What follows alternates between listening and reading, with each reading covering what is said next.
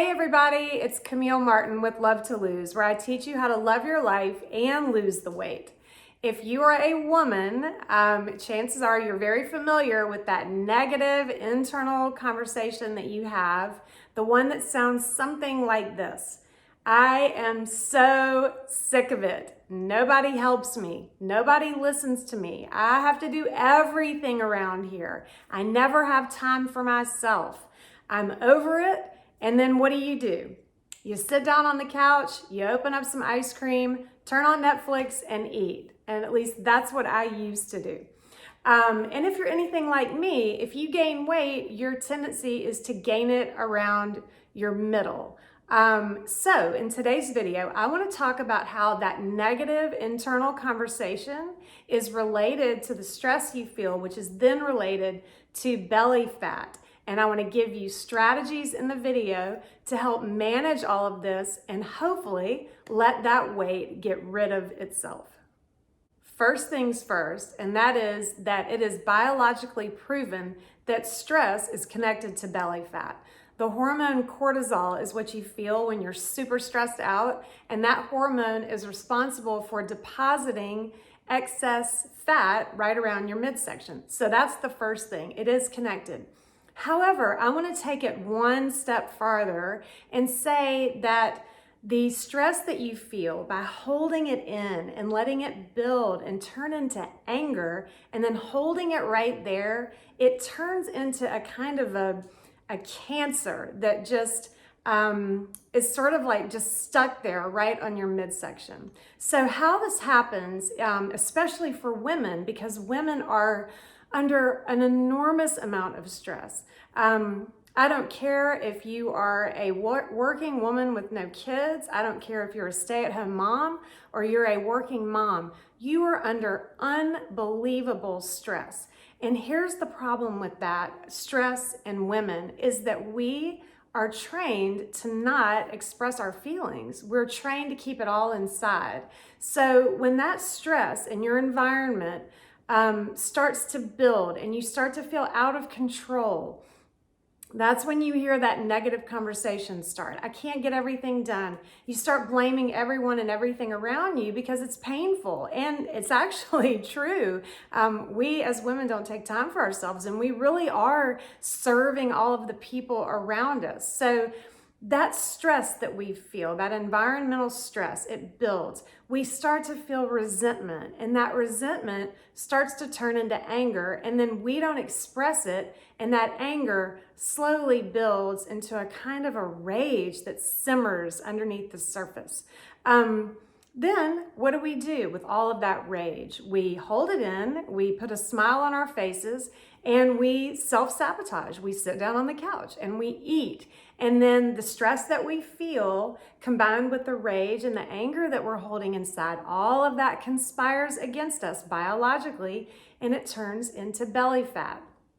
Then, of course, to add insult to injury, we wake up in the morning, at least this is what I used to do, wake up, turn on the light, lift up my shirt and look down and just in a completely defeated moment say, yep, it's still there. I remember that so well, and it happened for years.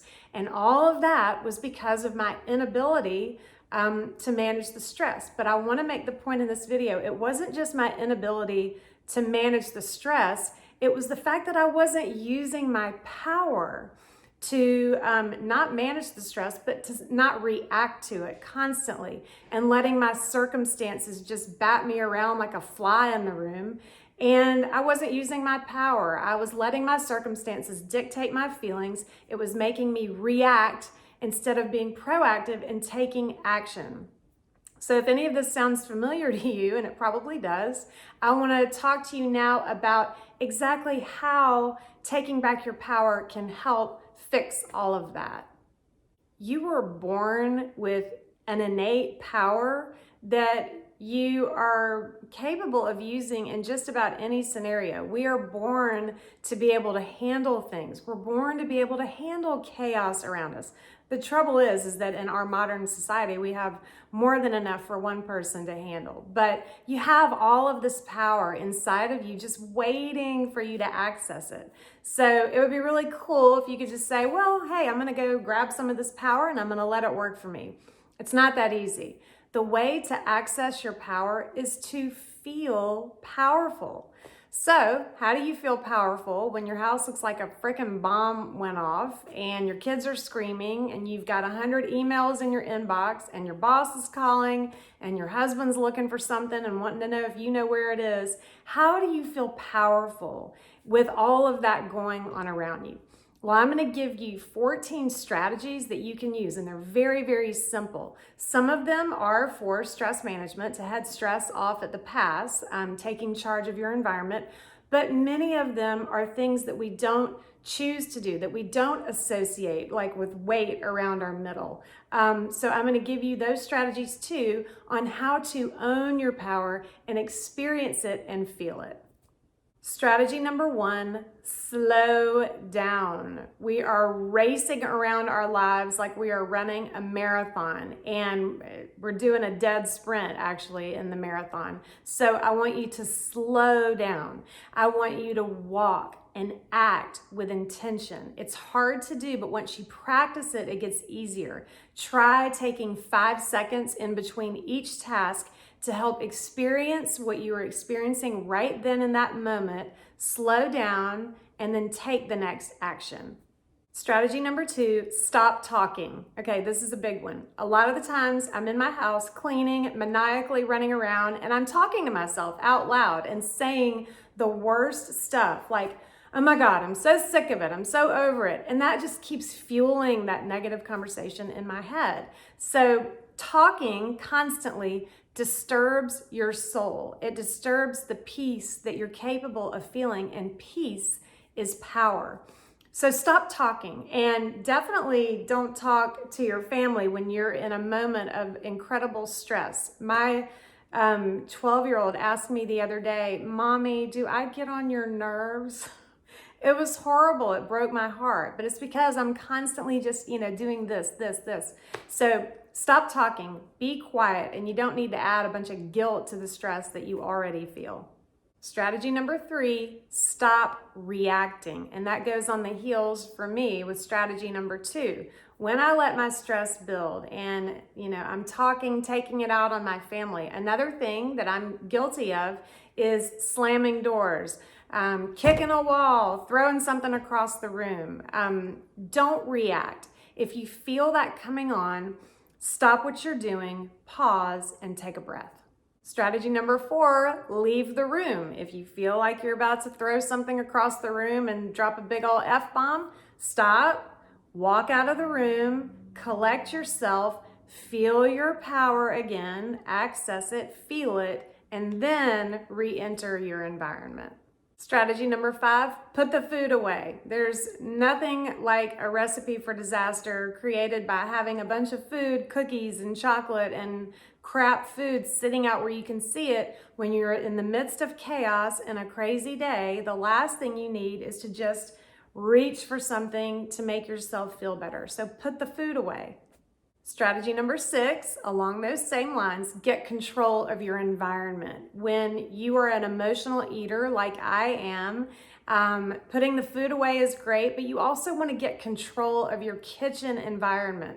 You want it to be running like a well-oiled machine. You don't want to have to think about what you're going to make for dinner. You don't want to have to try to make all of these decisions and choices about what to eat. You can set your kitchen up so that it makes decisions for you. And I have a free guide actually on my website if you need help with that. Go to CamilleMartinRD.com/kitchen-guide. Strategy number 7, this is my all-time favorite one, stop sucking it in. Don't suck your stomach in. Holding your stomach in is resisting your body, and there is no better way to create stress than to feel physically stressed in your own body. Resisting the weight is what keeps it on your body. So practice walking around your house and letting it all hang out. It feels uncomfortable at first, but no one's judging you. You're in your own home, you're alone. Practice it. Practice relaxing your body, letting your stomach just be what it is without any judgment. Strategy number 8, get dressed. Dress up. Get excited about your day. Put on something pretty or make yourself feel good. Put on some makeup if that makes you happy. Slouching around in your sweatpants and dragging yourself around, it doesn't feel good. Do something for yourself. We don't do anything for ourselves hardly as women. So take time for yourself. Get dressed up. Put on a pretty outfit. Do your makeup, do your hair, and feel good about yourself. Strategy number 10 is to sleep more. We don't get enough quality sleep, and it is so important. Sleeping adequately and getting that good REM sleep makes you feel so calm and relaxed and so much more capable of handling the stress that comes at you throughout the day. So getting enough sleep is critical, and I don't care if you have to drop your kids off at school and lay down and take a freaking nap. So I give you permission. Take a nap, take whatever time you need, and sleep. Strategy number 10, assuming that you're getting quality sleep, get up early. Wake up 10 minutes earlier than you normally do, or even 30 minutes.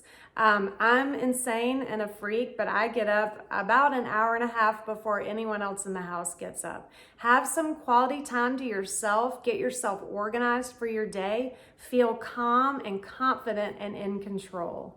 Strategy number 11, do something for yourself instead of for everyone else around you all day long. Light a candle, take 5 minutes to give yourself a hand massage. Go get a manicure or a pedicure.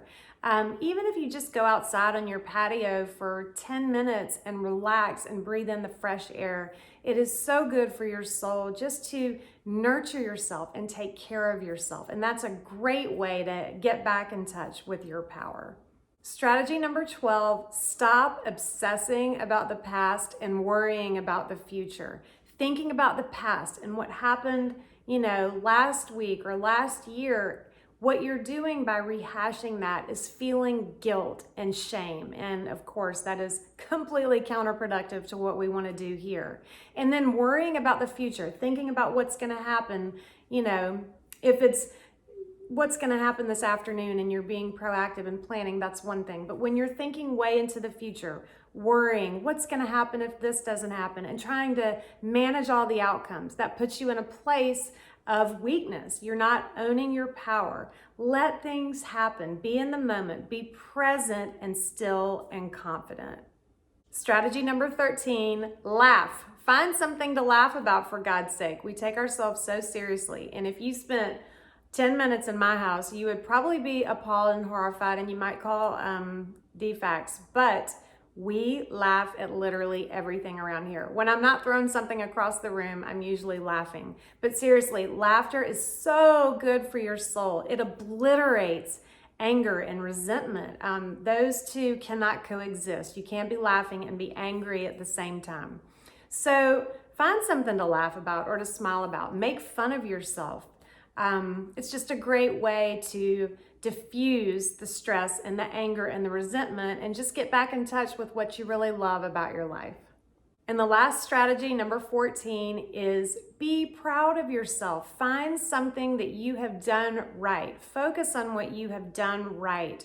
Women are so hard on themselves. I'm so hard on myself. We have a tendency to think about all the mistakes we made and all the things that we did wrong and obsessing about the past and how we could change things and if we had done this or that. We beat ourselves up, and that's part of how that negative conversation also keeps going. So think about a time in your life where you achieved something amazing. Think about when you felt really good about yourself and you didn't achieve giving birth to children. That is not your accomplishment. Something that you did for you that's about you and who you are. Focus on that. Give yourself a minute to pat yourself on the back and smile and think about all of the wonderful things that you have done and connect all of those things to the internal power you were feeling when you did it. Think about how you feel in your body when you are feeling powerful. You walk differently, you speak differently, you think differently. That's what you want to get back in touch with. Use those 14 strategies to reclaim your power and feel powerful. That way you are able to handle what's coming at you from all different directions. You can manage the stress. You can manage it environmentally, but also you can manage how you respond to it and not react to it. So think about this too. You were not put here on this earth to be a master list checker offer. You weren't born and put here to be the best mom, not even that. And you weren't born to be, have the cleanest house in America. None of those things are why you are here. You are here to daily become the most amazing, awesome, powerful version of yourself that you're capable of being. And every day that you choose to live in your power is a day that you get a little bit closer to who you were born to be. So I want you to do something every single day to feel powerful, because that is who you really are. Thanks so much for watching, and I will see you here next time on Love to Lose.